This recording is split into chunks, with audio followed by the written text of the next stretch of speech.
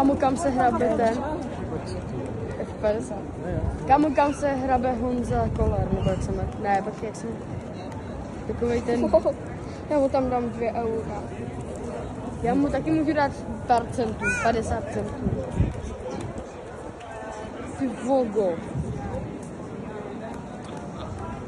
Tak kdo má ball control jak hovado. Wow. Ronaldinho.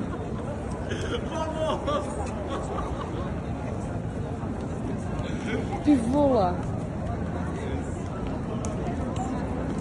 Ty vole, dvojitá země koule. Ty vole. Já se skočím, co jídla. Kámo,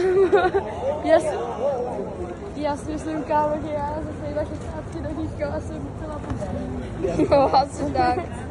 Kámo, co? Zatleskáme mu